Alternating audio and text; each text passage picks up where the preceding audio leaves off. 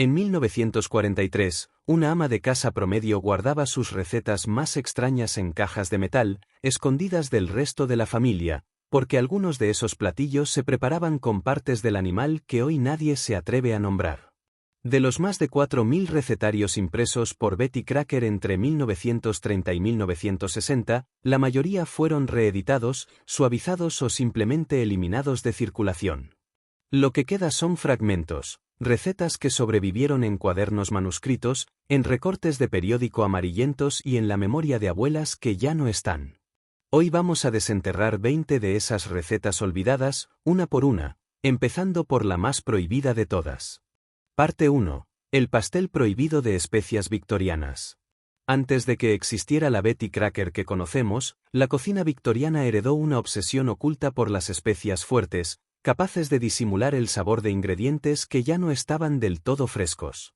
Este pastel combinaba clavo, nuez moscada y pimienta negra en cantidades que hoy nos parecerían excesivas, mezcladas con melaza oscura y sebo de res en lugar de mantequilla.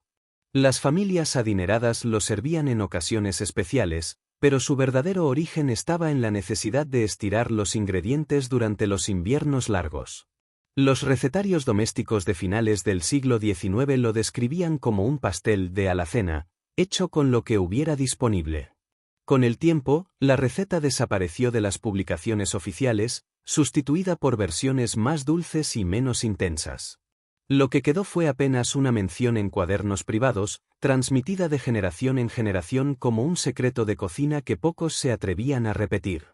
Parte 2. La gelatina fantasma de verduras de 1943. Durante la Segunda Guerra Mundial, el racionamiento obligó a las cocineras estadounidenses a reinventar la gelatina como plato principal, no como postre. Esta versión combinaba zanahoria rallada, apio, guisantes y a veces incluso hígado picado, suspendidos en gelatina sin sabor teñida con jugo de tomate. Se le llamaba fantasma porque, al desmoldarse, las verduras flotaban en capas translúcidas que parecían figuras suspendidas en el aire. Era una forma económica de presentar una comida completa en la mesa, aprovechando cada vegetal disponible en la despensa de guerra. Las revistas domésticas de la época la promocionaban como elegante y moderna, aunque la textura resultaba desconcertante para muchos comensales. Con el fin del racionamiento, este tipo de gelatina salada perdió popularidad rápidamente, y las nuevas generaciones prefirieron dejarla en el olvido. Hoy sobrevive únicamente en fotografías en blanco y negro y en algún recetario polvoriento guardado en un ático. Parte 3. El budín secreto de la cocina de guerra. Este budín nació de una regla no escrita en los hogares de los años 40, nada podía desperdiciarse, ni siquiera el pan duro de varios días.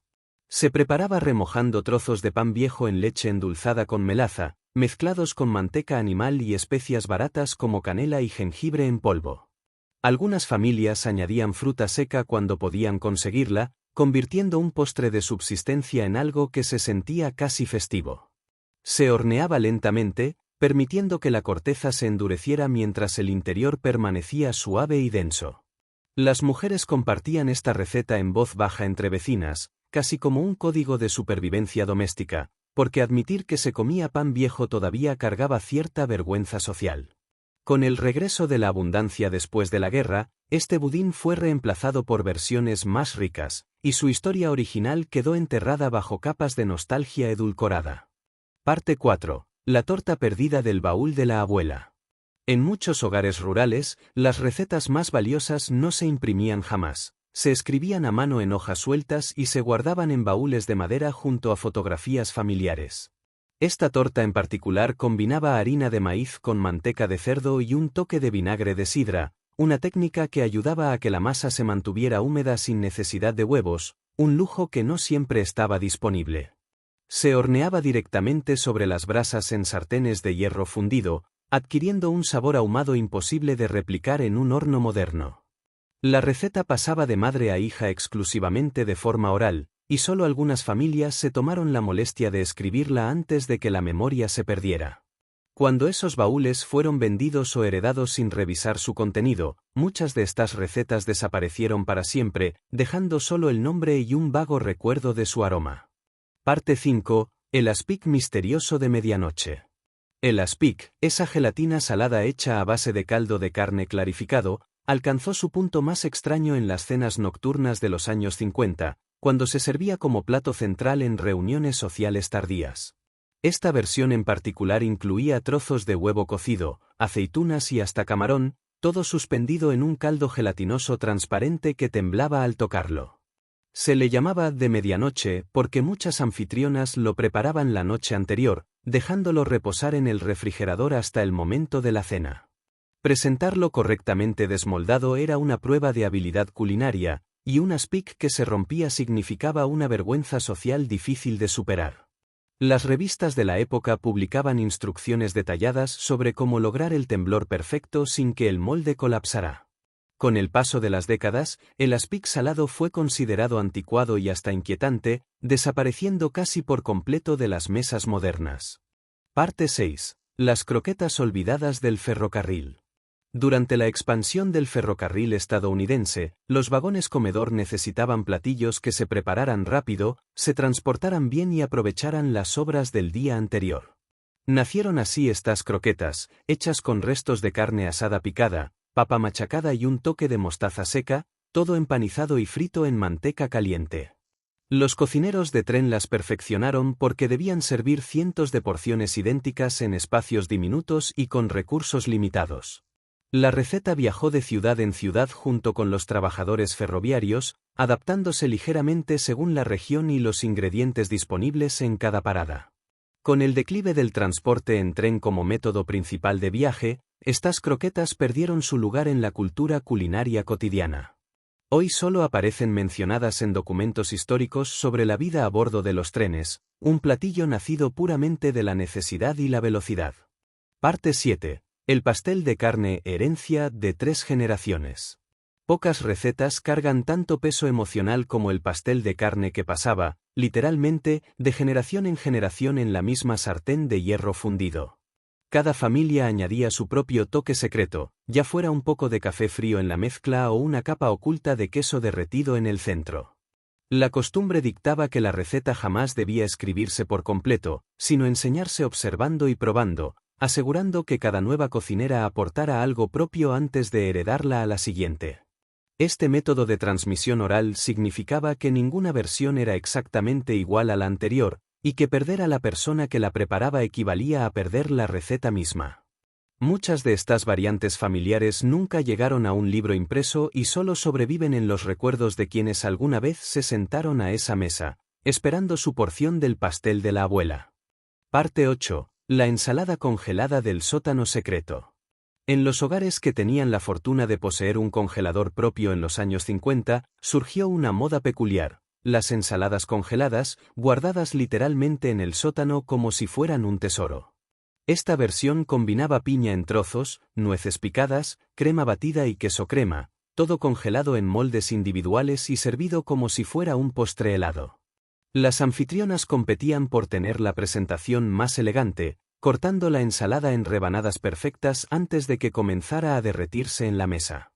Guardar estos moldes en el sótano, lejos de la cocina principal, se convirtió en una costumbre práctica que también añadía un aire de misterio a la preparación.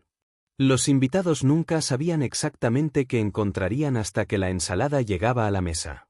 Con la llegada de refrigeradores más grandes y accesibles, esta tradición del sótano secreto se disolvió lentamente en el olvido doméstico. Parte 9. El rollo encantado de jamón y especias raras. Este platillo debía su nombre al aroma que producía al hornearse, una combinación de clavo, canela y una especia hoy casi desconocida llamada macis, extraída de la misma planta que la nuez moscada. El jamón se enrollaba con una mezcla de pan rallado, mostaza y azúcar morena, formando una espiral visible al cortarlo que sorprendía a los comensales. Se consideraba un plato de ocasión especial, reservado para celebraciones religiosas o reuniones familiares importantes, precisamente porque las especias utilizadas resultaban costosas y difíciles de conseguir.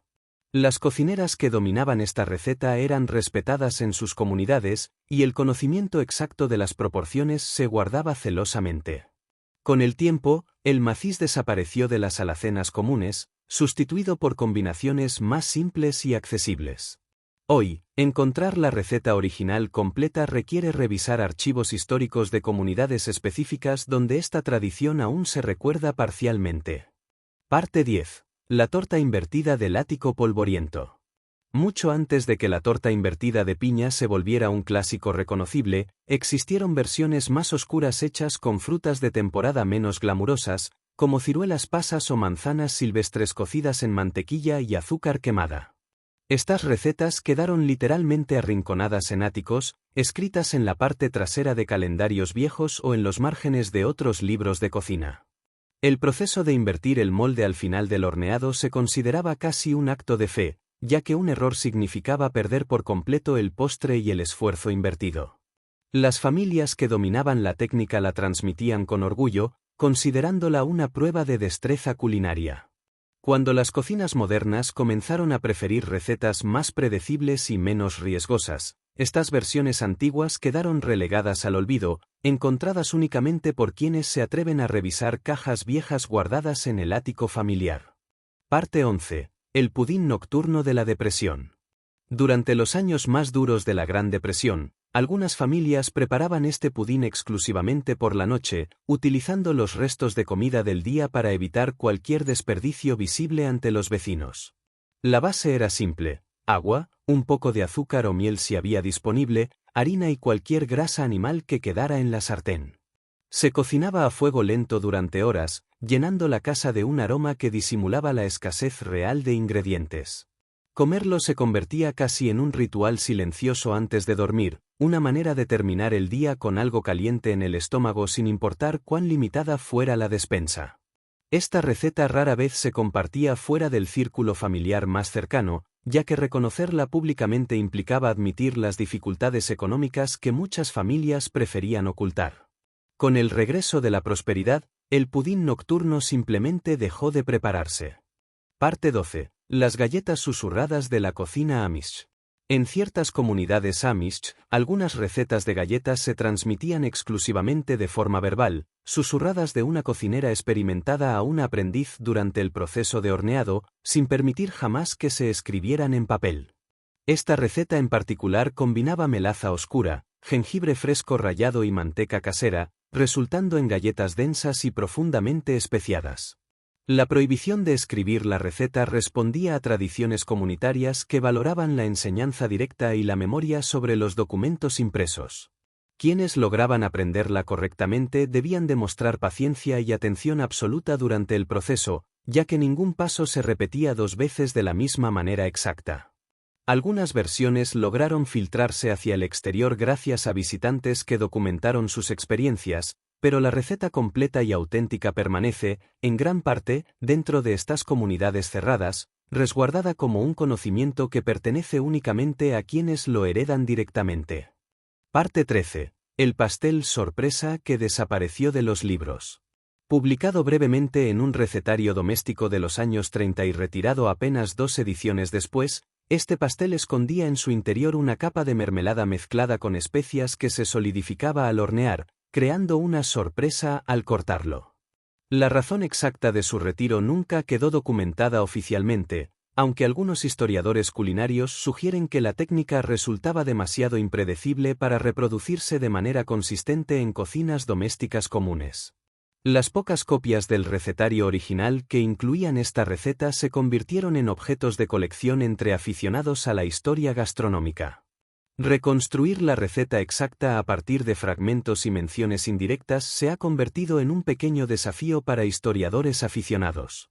Su breve existencia editorial la convierte en una de las recetas más raras y menos documentadas de toda la era Betty Crocker, casi un fantasma dentro de la propia historia de la marca.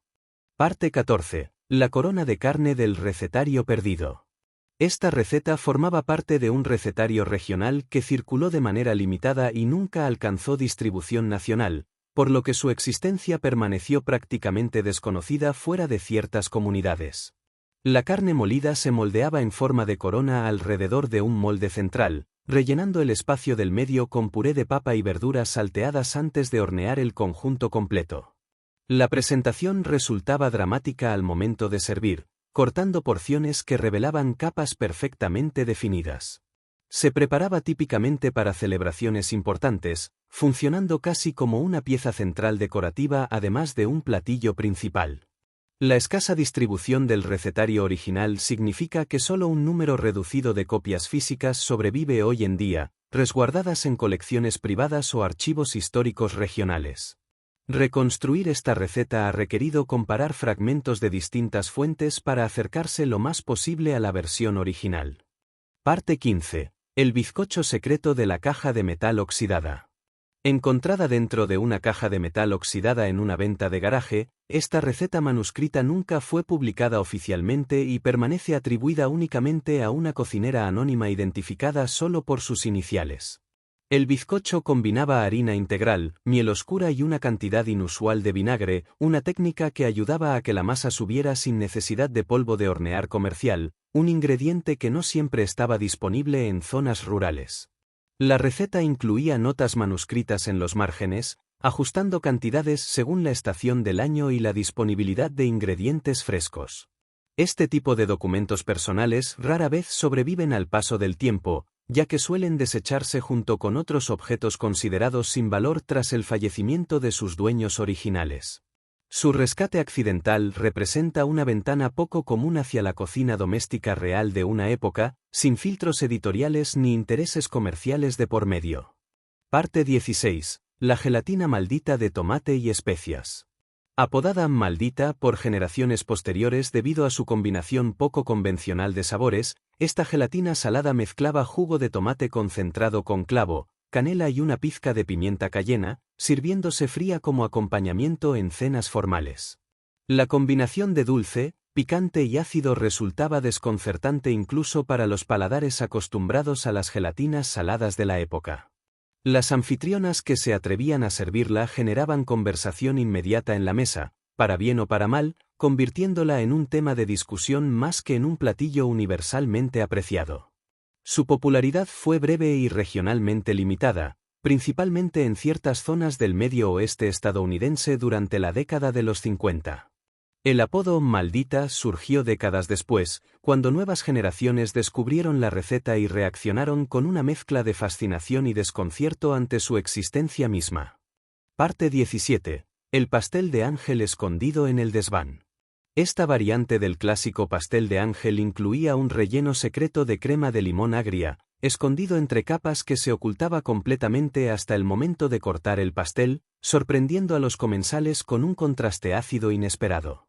La receta original quedó literalmente escondida en el desván de una casa familiar durante décadas, dentro de un cuaderno de recetas que nadie revisó hasta una remodelación reciente. El uso de claras de huevo batidas a mano, sin batidoras eléctricas, requería una técnica y paciencia que pocas cocineras modernas están dispuestas a replicar hoy en día. Lograr la textura aireada característica dependía completamente de la habilidad manual y la experiencia acumulada de la cocinera.